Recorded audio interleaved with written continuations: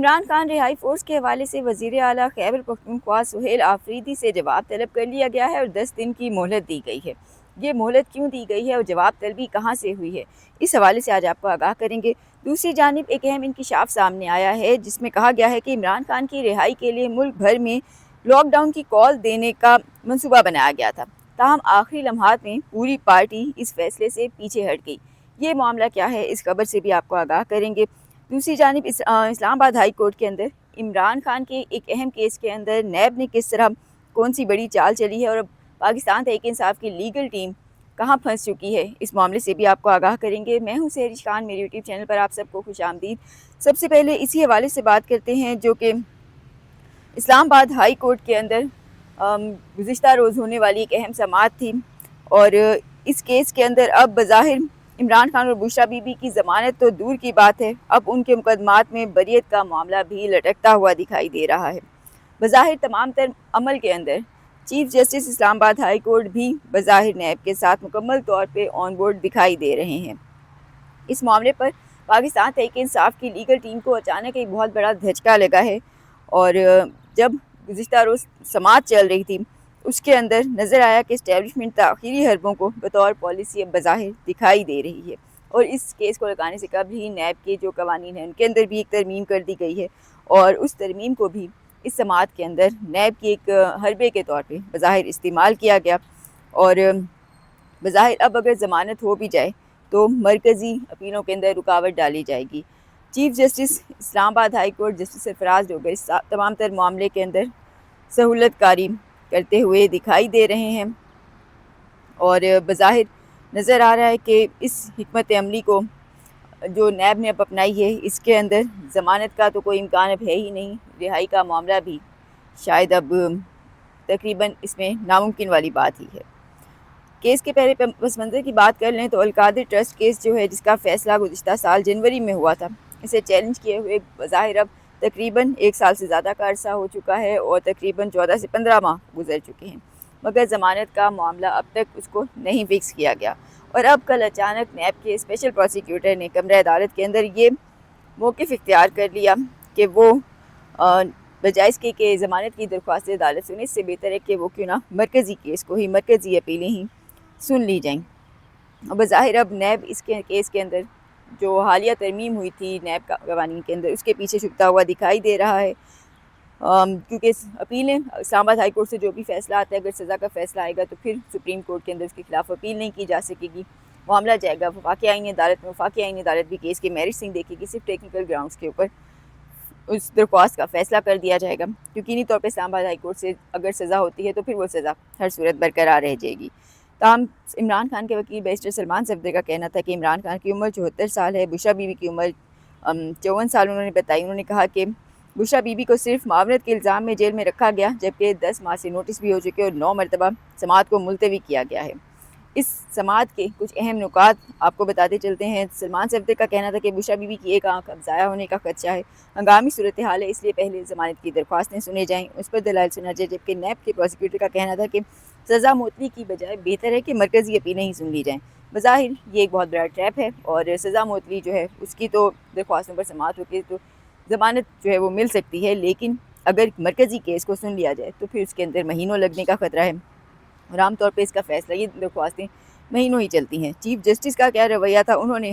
سزا معطلی کی درخواستوں کو قابل سماعت قرار دیا، لیکن ساتھ ہی مرکزی اپیلوں پر دلائل دینے کا بھی کہہ دیا۔ اب دوسری جانب بیرسٹر سلمان صفدر کو اپنی تمام تر توجہ بریت سے ہٹا کر انہوں نے کو ظاہری باتوں کو ضمانت پر مرکوز کرنی چاہیے، کہ اگر مرکزی اپیلوں پر یہ معاملہ چلا گیا، وہ پہلے سنی گئیں، تو پھر ضمانت کا حق کھو دیا جائے گا، اور عدالت کی مرضی ہوگی کہ اس کیس کو کتنا لمبا سننا چاہتی ہے، کب تک اس کا فیصلہ نہیں کرنا چاہتے ہیں۔ تو بظاہر اب کل کی سماعت کے بعد جو یقیناً پاکستان تحریک انصاف کی لیگل ٹیم کے لیے ایک بہت بڑا سرپرائز تھی، اس کے اندر اب پاکستان تحریک انصاف کی لیگل ٹیم کو اپنے جو دھچکا لگا ہے، جو انکشافات ان کے سامنے ہوئے ہیں، جو صورتحال ان کے سامنے آئی ہے، مکمل طور پہ انہیں اپنی حکمت عملی تبدیل کرنے کی ضرورت ہے۔ ماضی میں دیکھا جائے کہ تو سابق وزیر اعظم نواز شریف کس طرح ملک سے باہر گئے تھے، وہ یہی عدالتی معاملات تھے جہاں سے ان کو ریلیف ملا تھا، اور بظاہر انہوں نے بھی یہی کیا تھا کہ مرکزی اپیلوں کے ساتھ کو چھیڑے بغیر انہوں نے ضمانت کے اوپر وہ باہر چلے گئے تھے، اور پھر جب ڈیل ہو گئی، معاملات بہتر ہو گئے، سازگار ماحول ہو گیا واپس آنے کے لیے۔ ڈیل تو اگرچہ جانے سے پہلے ہی ہو چکی تھی، لیکن جب واپسی کے لیے بھی ماحول سازگار ہو گیا تو پھر وہ پاس آنی واپس آ گئے۔ تو مرکزی اپیلوں کے اندر دلائل شروع کرنا یقینی طور پر نیب کا ایک بہت بڑا ٹریپ ہے پاکستان تحریک انصاف کی لیگل ٹیم کے لیے، اور اگر پاکستان تحریک انصاف کی لیگل ٹیم اس سے نکلنے میں کامیاب نہیں ہوئی تو پھر عمران خان کی ضمانت کا معاملہ جو ہے وہ مکمل طور پہ ختم ہو جائے گا، اور پھر محض مرکزی اپیلوں پر سزا کے خلاف اپیلوں پر سماعت چل رہی ہوگی، جس کے اندر پھر عمران خان کی جو باہر نکلنے کے جو امکانات ہیں وہ مکمل طور پہ ختم ہو جائیں گے۔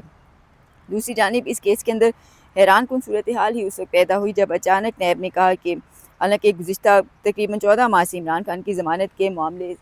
کی پیروی کرنے سے نیب بظاہر کترا رہا تھا، اور اچانک ہی کہہ دیا کہ مرکزی اپیل کا فیصلہ کر دینا چاہیے ضمانت کی درخواستوں یا سزا معطلی کی درخواستوں پر جائے بغیر۔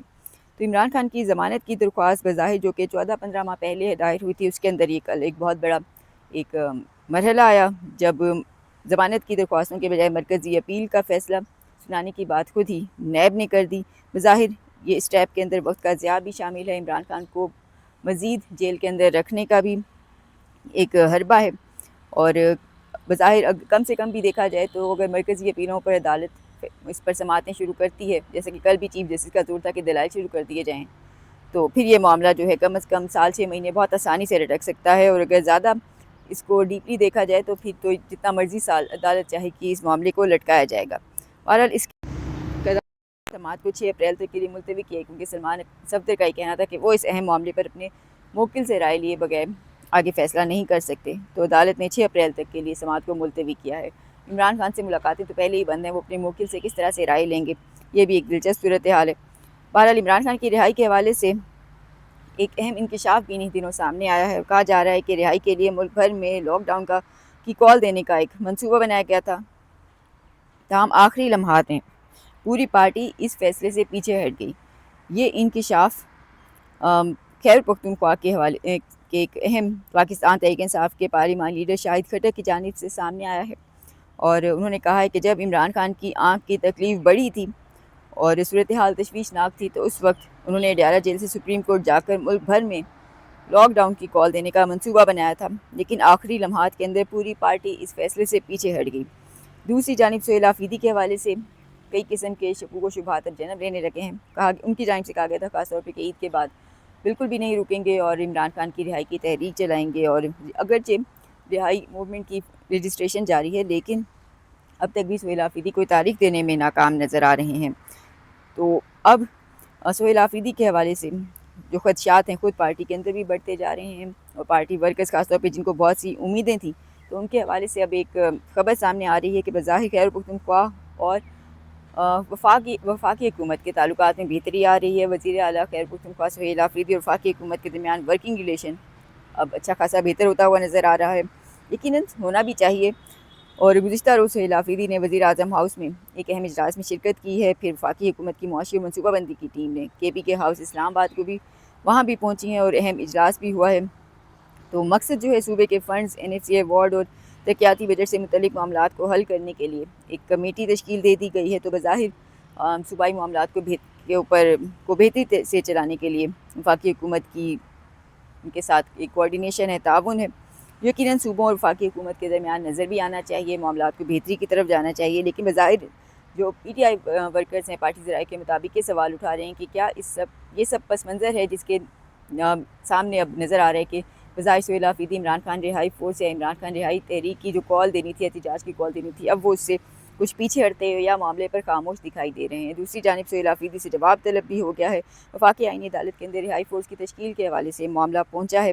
اور درخواست دائر ہوئی تھی اور آج اس پر اہم سماعت ہوئی ہے۔ چیف جسٹس امین الدین خان کی سربراہی میں 3 رکنی بینچ نے یہ سماعت کی ہے۔ وفاقی آئینی عدالت نے سہیل آفریدی سے رہائی فورس کی تشکیل پر جواب طلب کرتے ہوئے 10 روز میں انہیں یہ جواب جمع کرانے کا حکم دیا ہے۔ آئینی عدالت نے وفاقی حکومت کو بھی نوٹس جاری کر دیا ہے۔ وفاقی آئینی عدالت نے ساتھ ہی یہ بھی کہا ہے کہ فورس بنانے کی تشکیل میں آئین اور قانون کی خلاف ورزی نہیں ہونی چاہیے۔ وفاقی حکومت یقینی بنائے کہ رہائی فورس کی تشکیل میں آئین اور قانون کی خلاف ورزی نہ ہو۔ درخواست گزار تھے اس کیس میں ظہیر احمد اور ان کے وکیل تھے علی نواز کھرل، اور ان کی جانب سے دستاویزات بھی جو رہائی فورس کی تشکیل کے حوالے سے تھے وہ عدالت میں پیش کیے گئے۔ وکیل نے کہا کہ سہیل آفریدی نے بیان دیا کہ ہمارا مقابلہ ڈاکوؤں سے ہے۔ وہ کہنا تھا کہ اس طرح کے جو فورس ہوتی ہے یا اس طرح کے بیانات یہ امن و امان کے لیے بھی خطرہ ہیں۔ وکیل نے یہ بھی کہا کہ امن و امان کے حوالے سے سندھ ہائی کورٹ کا ایک فیصلہ بھی موجود ہے۔ جسٹس علی باقر نجوی کا یہ سوال تھا کہ کیا صوبائی کابینہ نے فورس تشکیل دینے کی اجازت دی ہے، جس پر وکیل کا یہ کہنا تھا کہ کابینہ نے ایسی